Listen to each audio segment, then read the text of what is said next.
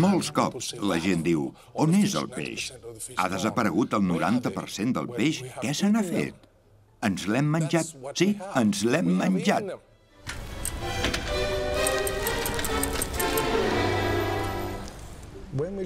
Quan ens mirem un tros de peix que tenim dins el plat, què en sabem d'aquell peix?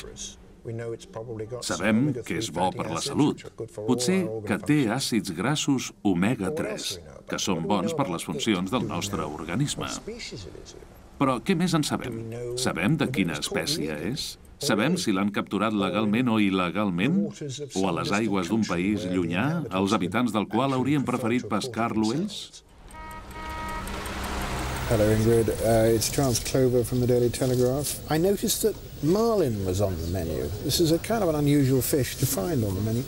And I wondered which species of marlin this was, because I thought there was an awful lot of marlin left. Both these fish, the bluefin tuna and... El periodista britànic Charles Clover intenta descobrir què ofereixen en alguns dels restaurants més exclusius del món. Després de 5 anys de silenci, finalment Nobu accedeix a parlar. Hello. Hello, Mr. Clover. How are you? Hello, Mr. Notar. How are you? I feel like I know you. We've got a fish that is actively been described as endangered since 1996. And you're serving it in your restaurants. Not only are we going to describe what it is on the menu, I'm going to put an asterisk next to it, and on the bottom of the menu, I'm going to say, you know, it is an endangered, environmentally endangered species, just so people know. That's the first immediate step that we can do. Then we're also... It's a sort of hard sell, you know, here's some endangered species. Are people going to buy that, do you think? The question people will want to know is why you just don't take it off the menu now. If you've got... Si hi hagués orangutans, guepards, lleons, tigres, en una carta, la gent marxaria.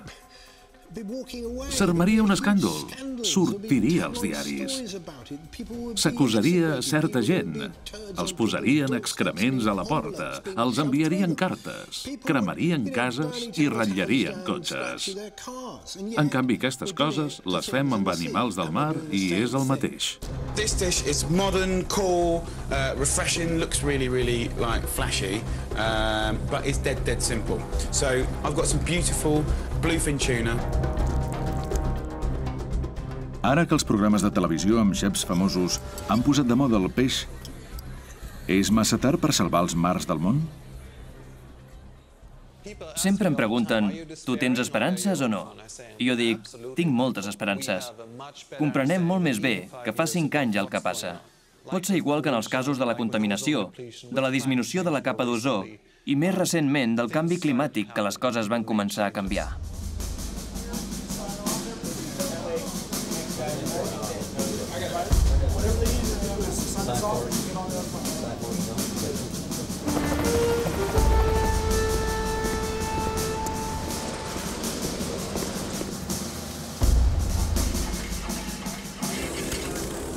Alaska està en la primera línia de batalla per protegir els peixos.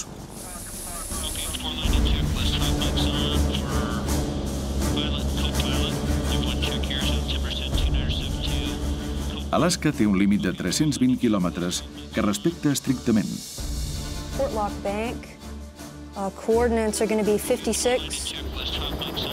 It appears that they've been fishing in one area and they're claiming another. Una de les lliçons que ens dona Alaska és que, primer de tot, no s'ha de permetre que entrin més embarcacions i cal trobar maneres de fer que algunes barques marxin. La política pesquera d'Alaska no és perfecta, però el nombre de barques de pesca es vigila de prop i els gestors encarregats poden controlar quan es pesca i reaccionar en conseqüència. Una de les diferències entre Alaska i, per exemple, el Mar del Nord és que la mitjana d'explotació d'Alaska és d'un 10% a l'any i el Mar del Nord és del 50%. Si tu mires des d'una perspectiva personal, de vegades suposa un sacrifici personal. Però pots pensar que això dona l'oportunitat de tenir potser una temporada millor d'aquí a 2, 3, 4, 5 anys. No volem pescar només aquest any i l'any que ve, volem pescar d'aquí 10, 15, 20 anys.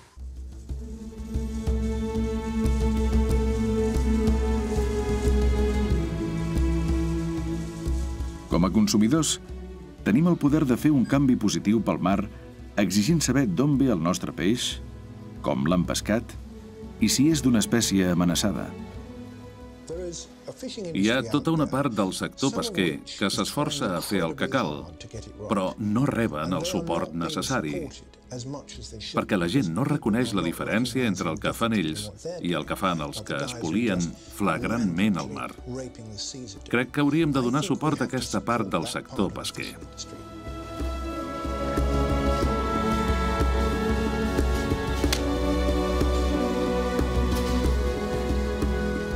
Hi ha guies perquè els consumidors puguin identificar quin peix convé menjar. També hi ha etiquetes que certifiquen que la seva gestió és sostenible. Una depèn del Consell de l'Administració del Mar. El que cadascú fa, les decisions que prenem, per exemple, al supermercat o quan anem a un restaurant, té un efecte directe sobre la diversitat marina. Saber és poder. I el fet de saber ens permet canviar la manera de fer les coses, la manera de comportar-nos. Avui dia, cada cop es cria més peix en piscifactories. Molta gent ho veu com una resposta al greu problema creixent dels nostres mars. Però la cosa no és tan senzilla.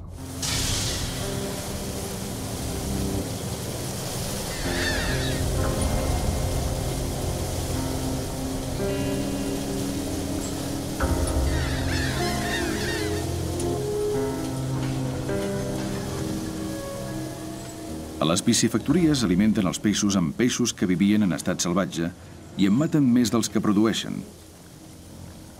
Totes aquestes anxoves les tallaran a trossos i serviran d'aliment per peixos i altres animals d'arreu del món. Dels 100 milions de tones que es pesquen cada any, el 40% es converteixen en farina de peix per alimentar altres peixos i no persones. Serveix perquè algunes persones riques puguin menjar salmó i gambes. Com més piscifactories tenim a Occident, menys peix tenim. És una paradoxa que a la gent li costa molt d'entendre. L'aqüicultura d'espècies que mengen peix no té gaires possibilitats, perquè ja no hi ha prou peixos al mar per alimentar-les. Es tracta de convertir peix d'una espècie en una altra. Al final no tenim més peix si fem peixos de piscifactoria. De mitjana, de 5 quilos d'anxoves s'obté només 1 quilo de salmó. Hem arribat al màxim. Hem arribat al límit